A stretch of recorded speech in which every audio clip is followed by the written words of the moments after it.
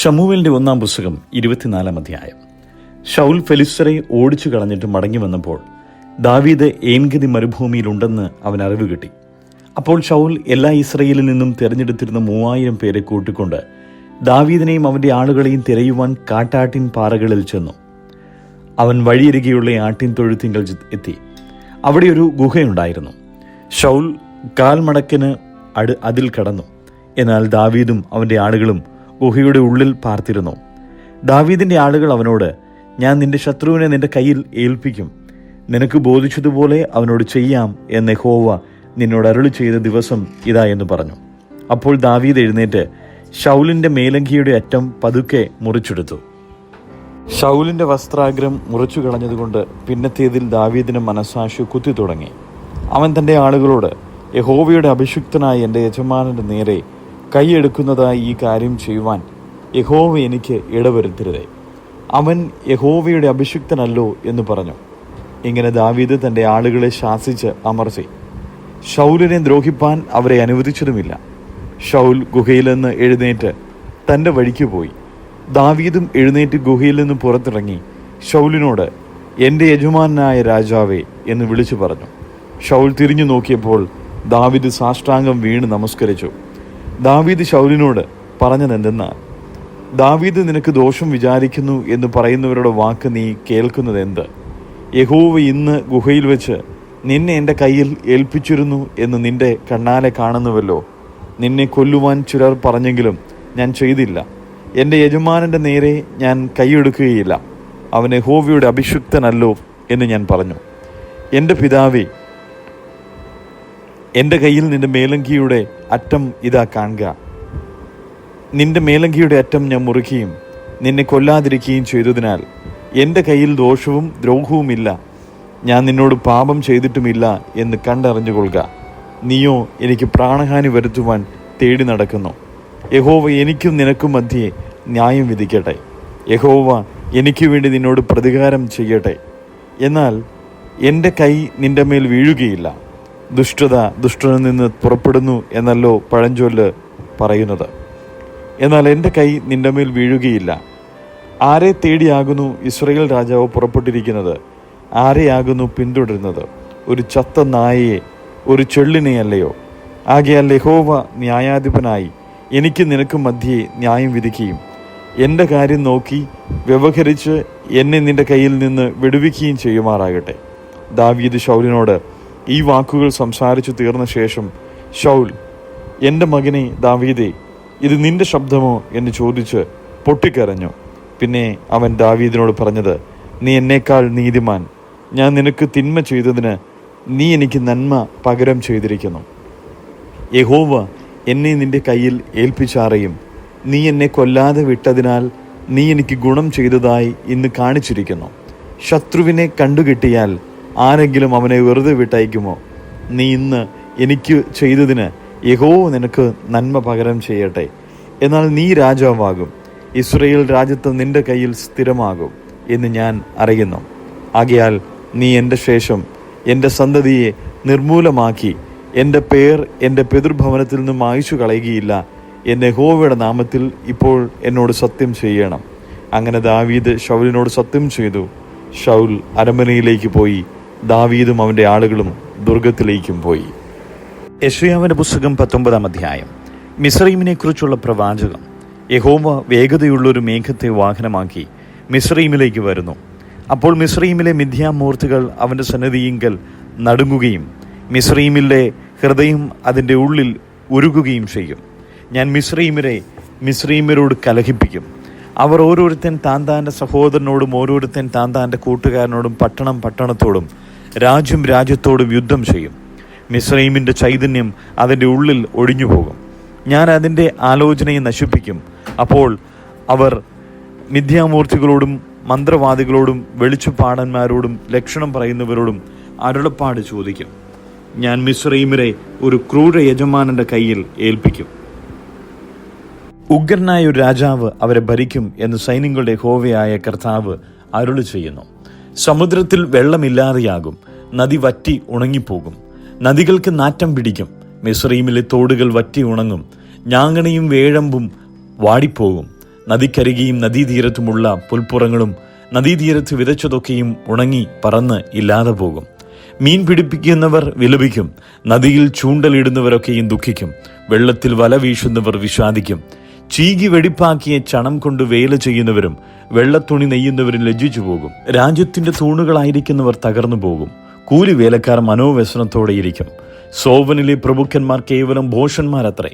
ഫറവോന്റെ ജ്ഞാനമേറിയ മന്ത്രിമാരുടെ ആലോചന ഭോഷത്വമായി തീർന്നിരിക്കുന്നു. ഞാൻ ജ്ഞാനികളുടെ മകൻ, പുരാതന രാജാക്കന്മാരുടെ മകൻ എന്നിപ്രകാരം നിങ്ങൾ ഫറവോനോട് പറയുന്നത് എങ്ങനെ? നിന്റെ ജ്ഞാനികൾ എവിടെ? അവർ ഇപ്പോൾ നിനക്ക് പറഞ്ഞു തരട്ടെ. സൈന്യങ്ങളുടെ യഹോവ മിസ്രയീമിനെ കുറിച്ച് നിർണയിച്ചത് അവർ എന്തെന്ന് ഗ്രഹിക്കട്ടെ. സോവനിലെ പ്രഭുക്കന്മാർ ഭോഷന്മാരായി തീർന്നിരിക്കുന്നു. നോഫിലെ പ്രഭുക്കന്മാർ വഞ്ചിക്കപ്പെട്ടിരിക്കുന്നു. മിസ്രയീമിലെ ഗോത്രങ്ങളുടെ മൂലക്കല്ലായിരിക്കുന്നവർ അതിനെ തെറ്റിച്ചു കളഞ്ഞു. യഹോവ അതിന്റെ നടുവിൽ മനോവിഭ്രമം പകർന്നു. ലഹരി പിടിച്ചുവൻ തന്റെ ഛർദിയിൽ ചാഞ്ചാടി നടക്കുന്നത് പോലെ അവർ മിസ്രയീമിനെ അതിന്റെ സകല പ്രവൃത്തിയിലും തെറ്റി നടക്കുമാറാക്കുകയും. തലയോ വാലോ പനമ്പട്ടയോ പൊട്ടപ്പുല്ലോ നിർവഹിക്കേണ്ടുന്ന ഒരു പ്രവൃത്തിയും മിസ്രയീമിന് ഉണ്ടായിരിക്കുകയില്ല. അന്നാളിൽ മിസ്രയീമ്യർ സ്ത്രീകൾക്ക് തുല്യരായിരിക്കും. സൈന്യങ്ങളുടെ യഹോവ അവരുടെ നേരെ കൈ ഓങ്ങുന്നത് നിമിത്തം പേടിച്ചു വിറയ്ക്കും. യഹൂദദേശം മിസ്രയീമിന് ഭയങ്കരമായിരിക്കും.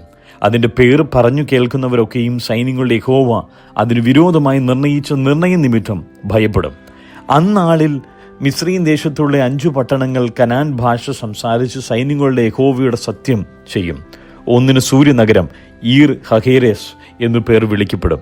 അന്നാളിൽ മിസ്രയീം ദേശത്തിന്റെ നടുവിൽ യഹോവയ്ക്കൊരു യാഗപീഠവും അതിന്റെ അതിർത്തിയിൽ യഹോവയ്ക്കൊരു തൂണും ഉണ്ടായിരിക്കും. അത് മിസ്രയീം ദേശത്ത് സൈന്യങ്ങളുടെ യഹോവയ്ക്ക് ഒരടയാളവും ഒരു സാക്ഷ്യവുമായിരിക്കും. പീഡകന്മാർ നിമിത്തം അവർ യഹോവയോട് നിലവിളിക്കും. അവർ അവർക്ക് ഒരു രക്ഷകനെ അയക്കും. അവൻ പൊരുതി അവരെ വിടുവിക്കും.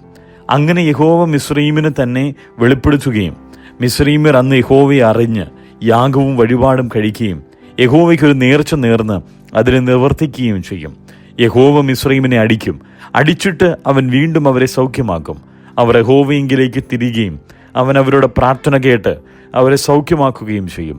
അന്നാളിൽ മിസ്രയീമിൽ നിന്ന് അശൂരിലേക്ക് ഒരു പെരുവഴിയുണ്ടാകും.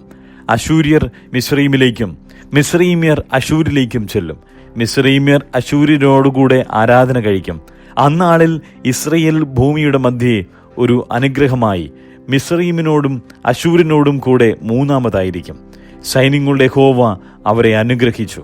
എൻ്റെ ജനമായ മിസ്രയീമും എൻ്റെ കൈകളുടെ പ്രവൃത്തിയായ അശൂരും എൻ്റെ അവകാശമായ ഇസ്രയേലും അനുഗ്രഹിക്കപ്പെടുമാറാകട്ടെ എന്നരുളി ചെയ്യും.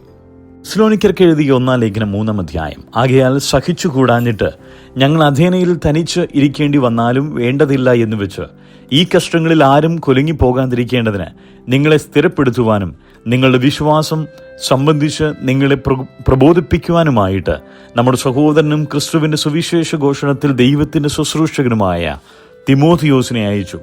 കഷ്ടം അനുഭവിപ്പാൻ നാം നിയമിക്കപ്പെട്ടിരിക്കുന്നുവെന്ന് നിങ്ങൾ തന്നെ അറിയുന്നുവല്ലോ. നാം കഷ്ടമനുഭവിക്കേണ്ടി വരും എന്ന് ഞങ്ങൾ നിങ്ങളോട് കൂടി ഇരുന്നപ്പോൾ മുമ്പ് കൂട്ടി പറഞ്ഞിട്ടുമുണ്ട്. അവണ്ണം തന്നെ സംഭവിച്ചു എന്ന് നിങ്ങൾ അറിയുന്നു.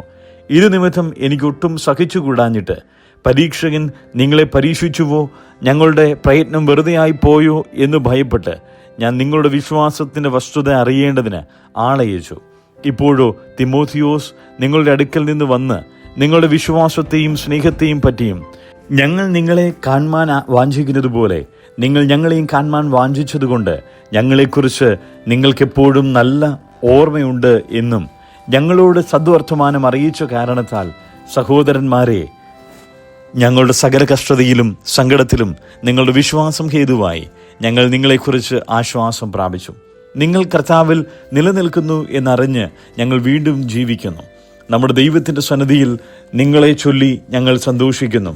സകല സന്തോഷത്തിനും തക്കതായി ദൈവത്തിന് എന്തൊരു സ്തോത്രം ചെയ്യുവാൻ ഞങ്ങളാൽ കഴിയും.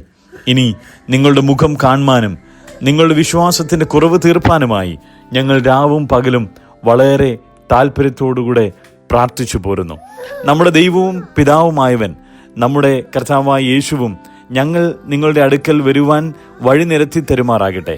എന്നാൽ ഞങ്ങൾക്ക് നിങ്ങളോടുള്ള സ്നേഹം വർദ്ധിക്കുന്നത് പോലെ കർത്താവ് നിങ്ങൾക്ക് തമ്മിലും എല്ലാവരോടുമുള്ള സ്നേഹം വർദ്ധിപ്പിച്ച് കവിയുമാറാക്കുകയും ഇങ്ങനെ നമ്മുടെ കർത്താവായ യേശു തൻ്റെ സകല വിശുദ്ധന്മാരുമായി വരുന്ന പ്രത്യക്ഷതയിൽ നമ്മുടെ ദൈവവും പിതാവുമായവൻ്റെ മുമ്പാകെ വിശുദ്ധീകരണത്തിൽ അനിന്യരായി വെളിപ്പെടും വണ്ണം നിങ്ങളുടെ ഹൃദയങ്ങളെ സ്ഥിരപ്പെടുത്തുകയും ചെയ്യുമാറാകട്ടെ. 1 തെസ്സലോനിയർ 4 അധ്യായം. ഒടുവിൽ സഹോദരന്മാരെ, ദൈവപ്രസാദം ലഭിപ്പാൻ തക്കവണ്ണം നിങ്ങൾ എങ്ങനെ നടക്കണമെന്ന് ഞങ്ങളോട് ഗ്രഹിച്ചതുപോലെ നിങ്ങൾ നടക്കുന്നത് പോലെ തന്നെ ഇനിയും അധികം വർദ്ധിച്ചു വരേണ്ടതിന് ഞങ്ങൾ കർത്താവായ യേശുവിന്റെ നാമത്തിൽ നിങ്ങളോട് അപേക്ഷിച്ച് പ്രബോധിപ്പിക്കുന്നു. ഞങ്ങൾ കർത്താവായ യേശുവിന്റെ ആജ്ഞയാൽ ഇന്ന കൽപ്പനകളെ തന്നു എന്ന് നിങ്ങൾ അറിയുന്നുവല്ലോ. ദൈവത്തിന്റെ ഇഷ്ടമോ നിങ്ങളുടെ വിശുദ്ധീകരണം തന്നെ. നിങ്ങൾ ദുർനടപ്പ് വിട്ടൊഴിഞ്ഞ് ഓരോരുത്തരും ദൈവത്തെ അറിയാത്ത ജാതികളെ പോലെ കാമവികാരത്തിലല്ല, വിശുദ്ധീകരണത്തിലും മാനത്തിലും താൻ്റെ പാത്രത്തെ നേടിക്കൊള്ളട്ടെ. ഈ കാര്യത്തിൽ ആരും അതിക്രമിക്കുകയും സഹോദരനെ ചതിക്കുകയും വരുത്. ഞങ്ങൾ നിങ്ങളോട് മുമ്പേ പറഞ്ഞതുപോലെ ഈ വകയ്ക്കൊക്കെയും പ്രതികാരം ചെയ്യുന്നവൻ കർത്താവല്ലോ. ദൈവം നമ്മെ അശുദ്ധിക്കല്ല, വിശുദ്ധീകരണത്തിനത്രേ വിളിച്ചത്. ആകയാൽ തുച്ഛീകരിക്കുന്നവൻ മനുഷ്യനെയല്ല, തന്റെ പരിശുദ്ധാത്മാവിനെ നിങ്ങൾക്ക് തരുന്ന ദൈവത്തെ തന്നെ തുച്ഛീകരിക്കുന്നു. സഹോദര പ്രീതിയെക്കുറിച്ച് നിങ്ങൾക്ക് എഴുതുവാൻ ആവശ്യമില്ല. അന്യോന്യം സ്നേഹിപ്പാൻ നിങ്ങൾ ദൈവത്താൽ ഉപദേശം പ്രാപിച്ചതല്ലാതെ മക്കദോനിയിൽ എങ്ങുമുള്ള സഹോദരന്മാരോടൊക്കെയും അങ്ങനെ ആചരിച്ചും പോരുന്നുവല്ലോ. എന്നാൽ സഹോദരന്മാരെ, അതിൽ നിങ്ങൾ അധികമായി വർദ്ധിച്ചു വരണം എന്നും പുറത്തുള്ളവരോട് മര്യാദയായി നടപ്പാനും ഒന്നിനും മുട്ടില്ലാതിരിപ്പാനും വേണ്ടി ഞങ്ങൾ നിങ്ങളോട് ആജ്ഞാപിച്ചതുപോലെ അടങ്ങിപ്പാർപ്പാനും സ്വന്തം കാര്യം നോക്കുവാനും സ്വന്തം കൈകൊണ്ട് വേല ചെയ്യുവാനും അഭിമാനം തോന്നണമെന്നും നിങ്ങളെ പ്രബോധിപ്പിക്കുന്നു. സഹോദരന്മാരെ, നിങ്ങൾ പ്രത്യാശയില്ലാത്ത മറ്റുള്ളവരെ പോലെ ദുഃഖിക്കാതിരിക്കേണ്ടതിന് നിദ്ര കൊള്ളുന്നവരെക്കുറിച്ച് അറിവില്ലാതിരിക്കരുത് എന്ന് ഞങ്ങൾ ആഗ്രഹിക്കുന്നു. യേശു മരിക്കുകയും ജീവിച്ചെഴുന്നേൽക്കുകയും ചെയ്തുവെന്ന് നാം വിശ്വസിക്കുന്നുവെങ്കിൽ അങ്ങനെ തന്നെ ദൈവം നിദ്ര കൊണ്ടവരെയും യേശു മുഖാന്തരം അവനോട് കൂടെ വരുത്തും. കർത്താവിന്റെ പ്രത്യക്ഷത വരെ ജീവനോട് ശേഷിക്കുന്നവരായ നാം നിദ്ര കൊണ്ടവർക്ക് മുമ്പാകെ ഇല്ല എന്ന് ഞങ്ങൾ കർത്താവിന്റെ വചനത്താൽ നിങ്ങളോട് പറയുന്നു. കർത്താവ് താൻ ഗംഭീരനാദത്തോടും പ്രധാന ദൂതന്റെ ശബ്ദത്തോടും ദൈവത്തിന്റെ കാഹളത്തോടും കൂടെ സ്വർഗത്തിൽ നിറങ്ങി വരികയും ക്രിസ്തുവിൽ മരിച്ചവർ മുമ്പേ ഉയർത്തെഴുന്നേൽക്കുകയും ചെയ്യും. പിന്നെ ജീവനോടെ ശേഷിക്കുന്ന നാം അവരോട് ഒരുമിച്ച് ആകാശത്തിൽ കർത്താവിനെ എതിരേൽപ്പാൻ മേഘങ്ങളിൽ എടുക്കപ്പെടും. ഇങ്ങനെ നാം എപ്പോഴും കർത്താവിനോട് കൂടെ ഇരിക്കും. ഈ വചനങ്ങളെ കൊണ്ട് അന്യോന്യം ആശ്വസിപ്പിച്ചുകൊള്ളുവിൻ. തെസ്സലോനിക്കർക്ക് എഴുതിയ 1 ലേഖനം 5 അധ്യായം. സഹോദരന്മാരെ, കാലങ്ങളെയും സമയങ്ങളെയും കുറിച്ച് നിങ്ങളെ എഴുതി അറിയിപ്പാൻ ആവശ്യമില്ല. കള്ളൻ രാത്രിയിൽ വരും പോലെ കർത്താവിന്റെ നാൾ വരുന്നു എന്ന് നിങ്ങൾ തന്നെ നന്നായി അറിയുന്നുവല്ലോ. അവർ സമാധാനമെന്നും നിർഭയമെന്നും പറയുമ്പോൾ ഗർഭിണിക്ക് പ്രസവ വേദന വരും പോലെ അവർക്ക് പെട്ടെന്ന് നാശം വന്നു ഭവിക്കും. അവർക്ക് തെറ്റിയൊഴിയാവതും അല്ല. എന്നാൽ സഹോദരന്മാരെ, ആ നാൾ കള്ളൻ എന്ന പോലെ നിങ്ങളെ പിടിപ്പാൻ നിങ്ങൾ ഇരുട്ടിലുള്ളവരല്ല. നിങ്ങളെല്ലാവരും വെളിച്ചത്തിന്റെ മക്കളും പകലിന്റെ മക്കളുമാകുന്നു. നാം രാത്രിക്കും ഇരുളിനുമുള്ളവരല്ല. ആകയാൽ നാം ശേഷമുള്ളവരെ പോലെ ഉറങ്ങാതെ ഉണർന്നും സുബോധമായിരിക്കുക. ഉറങ്ങുന്നവർ രാത്രിയിൽ ഉറങ്ങുന്നു, മദ്യപിക്കുന്നവർ രാത്രിയിൽ മദ്യപിക്കുന്നു. നാമോ പകലിനുള്ളവരാകിയാൽ വിശ്വാസവും സ്നേഹവും എന്ന കവചവും ശിരസ്ത്രമായി രക്ഷയുടെ പ്രത്യാശയും ധരിച്ചും കൊണ്ട് സുബോധമായിരിക്കുക. ദൈവം നമ്മെ കോപത്തിനല്ല, നാം ഉണർന്നിരുന്നാലും ഉറങ്ങിയാലും തന്നോടുകൂടെ ജീവിക്കേണ്ടതിന് നമുക്ക് വേണ്ടി മരിച്ച നമ്മുടെ കർത്താവായ യേശു ക്രിസ്തു മൂലം രക്ഷയെ പ്രാപിപ്പാൻ അത്രേ നിയമിച്ചിരിക്കുന്നത്. ആകയാൽ നിങ്ങൾ ചെയ്തു വരുന്നത് പോലെ അന്യോന്യം പ്രബോധിപ്പിച്ചും തമ്മിൽ ആത്മീക വർധന വരുത്തിയും പോരുവിൻ. സഹോദരന്മാരെ, നിങ്ങളുടെ ഇടയിൽ അധ്വാനിക്കുകയും കർത്താവിൽ നിങ്ങളെ ഭരിക്കുകയും പ്രബോധിപ്പിക്കുകയും ചെയ്യുന്നവരെ അറിഞ്ഞ് അവരുടെ വേല നിമിത്തം ഏറ്റവും സ്നേഹത്തോടെ വിചാരിക്കണമെന്ന് നിങ്ങളോട് അപേക്ഷിക്കുന്നു. തമ്മിൽ സമാധാനമായിരിപ്പിൻ. സഹോദരന്മാരെ, ഞങ്ങൾ നിങ്ങളെ പ്രബോധിപ്പിക്കുന്നത് ക്രമം കെട്ടവരെ ബുദ്ധി ഉപദേശിപ്പിൻ, ഉൾക്കരുത്തില്ലാത്തവരെ ധൈര്യപ്പെടുത്തുവിൻ, ബലഹീനരെ താങ്ങുവിൻ, എല്ലാവരോടും ദീർഘക്ഷമ കാണിപ്പിൻ. ആരും തിന്മയ്ക്ക് പകരം തിന്മ ചെയ്യാതിരിപ്പാൻ നോക്കുവിൻ. തമ്മിലും എല്ലാവരോടും എപ്പോഴും നന്മ ചെയ്തുകൊണ്ടിരിപ്പിൻ. എപ്പോഴും സന്തോഷിപ്പിൻ, ഇടവിടാതെ പ്രാർത്ഥിപ്പിൻ, എല്ലാറ്റിനും സ്തോത്രം ചെയ്യുവിൻ. ഇതല്ലോ നിങ്ങളെക്കുറിച്ച് ക്രിസ്തുയേശുവിൽ ദൈവേഷ്ടം. ആത്മാവിനെ കെടുക്കരുത്, പ്രവചനം തുച്ഛീകരിക്കരുത്. സകലവും ശോധന ചെയ്ത് നല്ലത് മുറുകെ പിടിപ്പിൻ. സകലവിധ ദോഷവും വിട്ടകലുവിൻ. സമാധാനത്തിന്റെ ദൈവം തന്നെ നിങ്ങളെ മുഴുവനും ശുദ്ധീകരിക്കുമാറാകട്ടെ. നിങ്ങളുടെ ആത്മാവും പ്രാണനും ദേഹവും അശേഷം നമ്മുടെ കർത്താവായ യേശു ക്രിസ്തുവിന്റെ പ്രത്യക്ഷതയിൽ അനന്യമായി വെളിപ്പെടും വണ്ണം കാക്കപ്പെടുമാറാകട്ടെ. നിങ്ങളെ വിളിക്കുന്നവൻ വിശ്വസ്തനാകുന്നു, അവനത് നിവർത്തിക്കും. സഹോദരന്മാരെ, ഞങ്ങൾക്ക് വേണ്ടി പ്രാർത്ഥിപ്പിൻ. സകല സഹോദരന്മാരെയും വിശുദ്ധ ചുംബനത്താൽ വന്ദനം ചെയ്യുവിൻ. കർത്താവാണ് സഹോദരന്മാരെയൊക്കെയും ഈ ലേഖനം വായിച്ചു കേൾപ്പിക്കണം. നമ്മുടെ കർത്താവായ യേശു ക്രിസ്തുവിന്റെ കൃപ നിങ്ങളോട് കൂടെ ഇരിക്കുമാറാകട്ടെ.